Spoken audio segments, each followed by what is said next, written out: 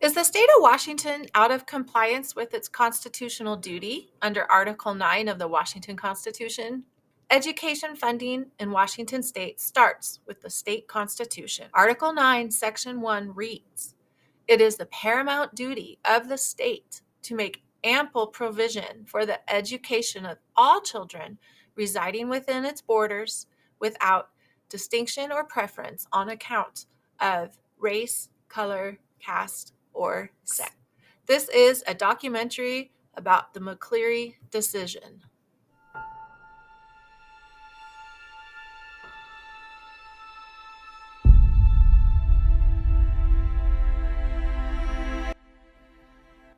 In January 2007, two families filed a lawsuit against the state of Washington, claiming it had failed to fulfill its constitutional duty to adequately fund a uniform education system. By February 2010, the King County Superior Court ruled that the state was not in compliance with Article 9 of the Washington State Constitution. The Supreme Court heard oral arguments for McCleary and others versus State of Washington on June 28, 2011. On the plaintiff's side, the state of Washington was failing to meet its constitutional obligation to fund basic education as required by Article 9, Section 1 of the Washington State Constitution. The underfunding of public schools placed a financial burden on districts, forcing them to rely on local levies to cover essential educational costs. They also claimed the state needed to increase funding and reform its education finance system to ensure all students received the education they were entitled to. The state of Washington argued that it was making progress in improving education funding and had taken steps towards meeting its obligations. The definition of ample funding was not explicitly outlined in the Constitution, giving the legislature flexibility in how it allocated resources. Increased funding alone would not necessarily solve the education system's issues.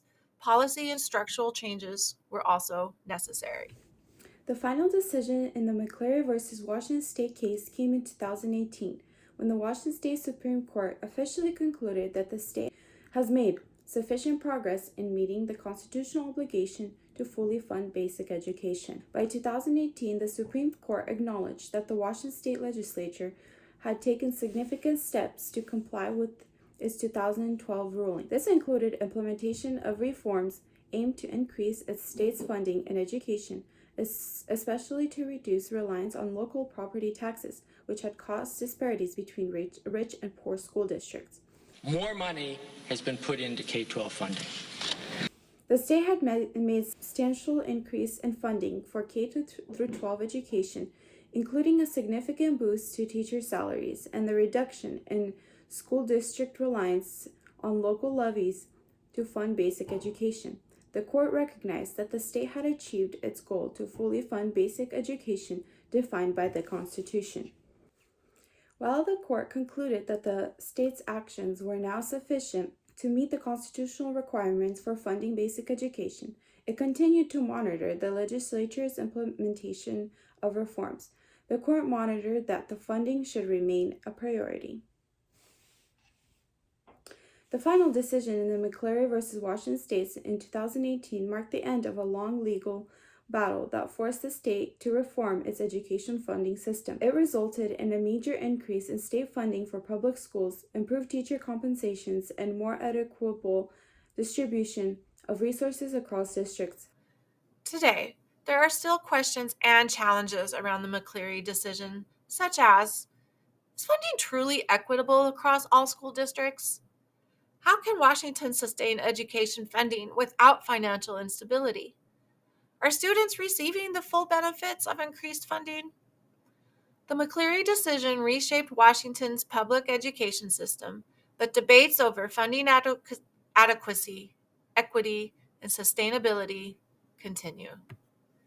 The McCleary case set a precedent for other states grappling with education funding lawsuits, reinforcing the legal argument that states must fully fund education as a constitutional obligation. There were multiple factors that led to the McCleary v. Washington State case.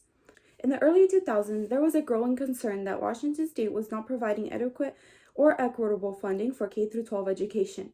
One of the main issues was the reliance on local property taxes to fund education, which created disparities between wealthy and the less wealthy school districts.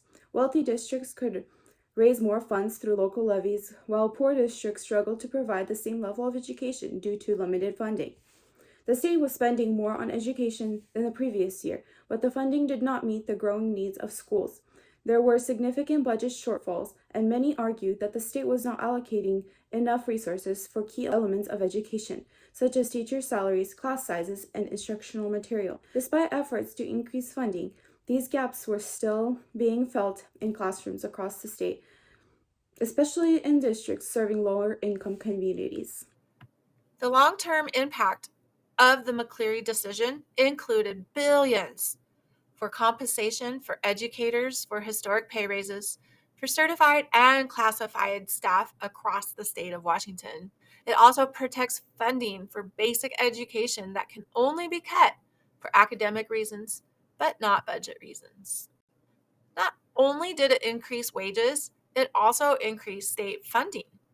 The Washington legislature allocated billions in additional funding to public schools in order to comply with the ruling. The reliance on local levies for basic education was reduced, shifting more responsibility to the state budget. And finally, by 2018, the courts declared the state had finally met its funding obligations.